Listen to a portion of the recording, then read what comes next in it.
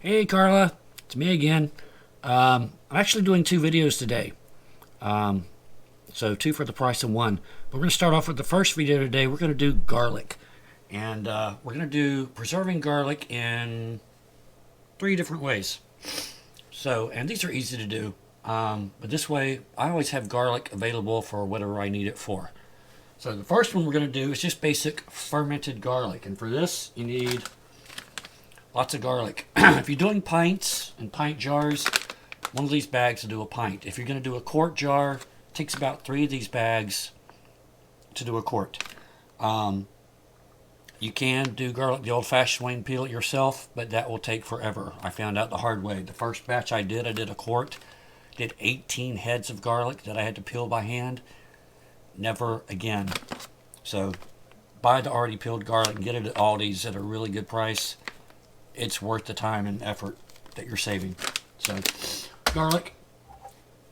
Put your garlic in a canning jar.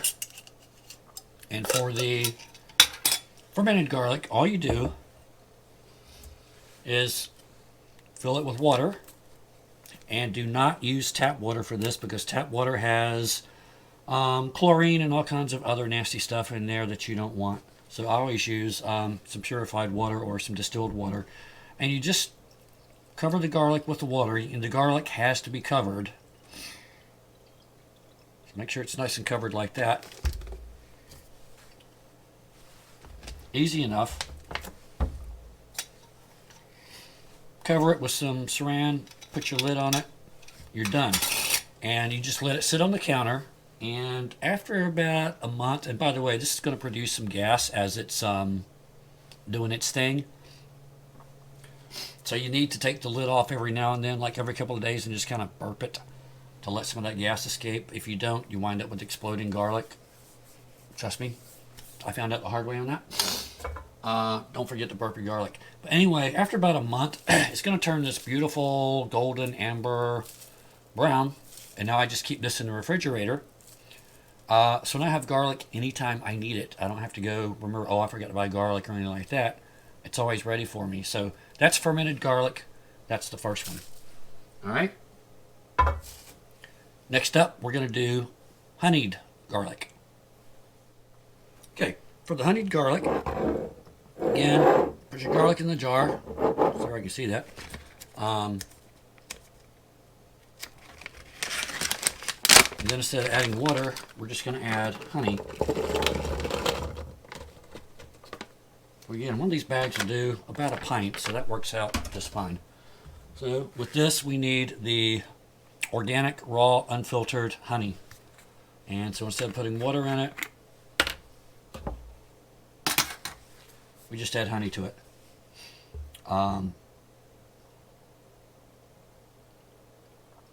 It takes a lot of honey for this. And you want to make sure you get it goes down in all the little pore spaces and all that.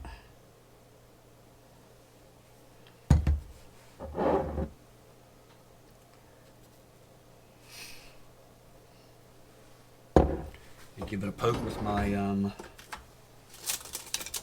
where are my chopsticks? There they are.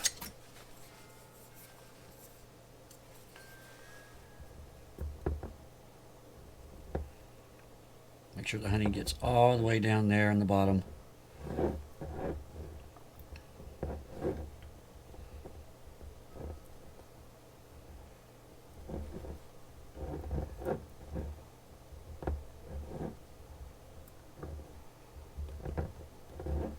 Get out any air bubbles, things like that we got in there.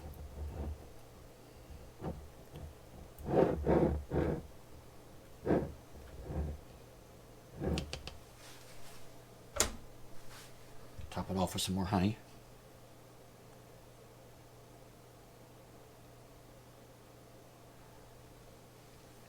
And that's it. So now we're going to cover that with the saran wrap, put the lid on it, and that's going to ferment for, again, I don't know, maybe a month, however long you want to keep it going. And so anytime you need some sweet garlic to go with the recipe, like I think it'd be really good with my baked shrimp recipe, Carla. you've got that going for you. So now we're going to do the third one, which is my favorite, and that is the Korean pickled garlic. Okay, for the Korean pickled garlic, I'm going to make 2 batches. I'm going to make 2 pints because I love this stuff, and I use this in stir fries like all the time. I do a lot of vegetarian stir fries, and whenever I need garlic, I just take some garlic cloves out of here. It's incredible, and the brine that's left over makes a fantastic dipping sauce for things like egg rolls and spring rolls, things like that. So it's a win-win situation. So what we're going to need is teriyaki. Original recipe calls for soy. Soy is way too salty for me. I can't deal with that much salt in my diet. I prefer teriyaki. It's going to be fine. If you're fine with soy, use it. It'll be good. We need some rice vinegar. If you cannot find rice vinegar, you can use like a red wine vinegar. It'll be okay. And we're going to need some sugar. And that's it. So we're going to move over here to the stove and we'll get started making the brine. Okay, so to make the brine, I have 2 cups of the teriyaki, or soy if you want to use it, that's fine. To this, we're going to add 2/3 of a cup of sugar.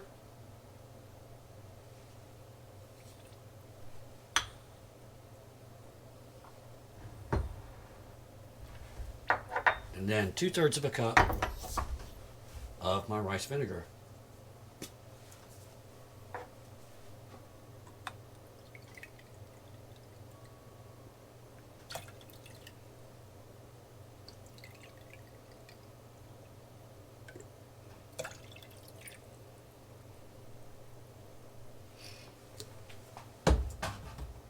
And we're just going to heat this up until the sugar gets dissolved. That back out of my way. To get the brine ready. Like I said, this is my favorite way to do garlic because I use this stuff all the time in my stir fries. In fact, I'm going to do a stir fry later this week, and any brine I have left over is going in that stir fry. I do have a little bit of the garlic left over from the last batch I made, and this stuff will keep for a very long time. This, yeah, like you said, there we go. That's the last of what I made, and you see the garlic turns really deep dark brown. I know it looks funky, but trust me, it's fine. But it has an incredible flavor to it. And then the leftover brine also has a great flavor. You can use that for seasoning as well. I made that batch before we got married. Yeah. So it's been going on 3 years almost, because this December will be 3 years that you performed our ceremony, Carla. So I actually made that before we got married. So it will keep, and I just keep it in the cabinet. I don't even refrigerate it. It just stays in the cabinet and it's fine.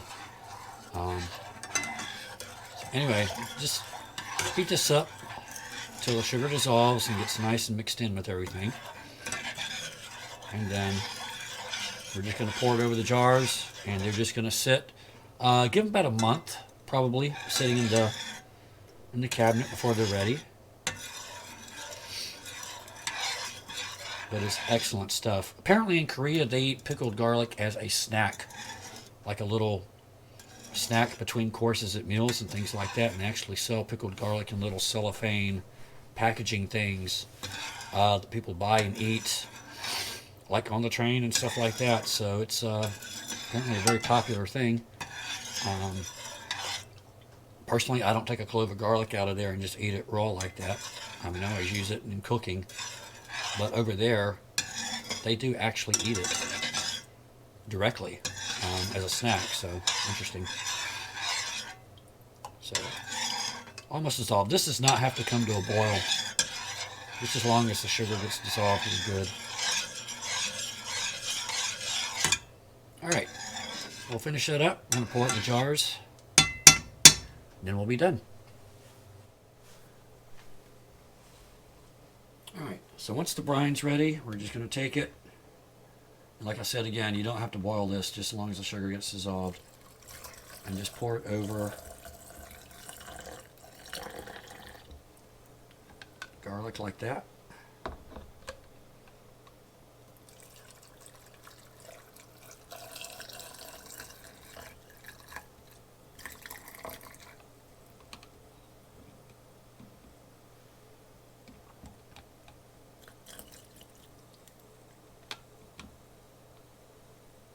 That's good.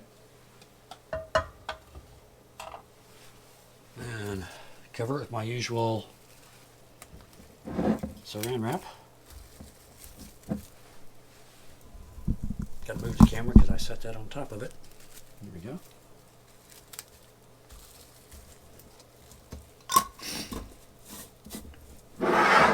Lid's on. Those are good to go. So there we have Korean pickled garlic. We have our honeyed garlic. And we have our fermented garlic. By the way, when your fermented garlic is finished turning brown, like after a month, stick it in the refrigerator. That's where I keep that. And you're good to go. So 3 ways to preserve garlic, quick and easy. Hope you enjoyed this. I'm going to go download this video, then turn around and make another video in a couple of hours. So I'll see you again shortly. Love you, Carla.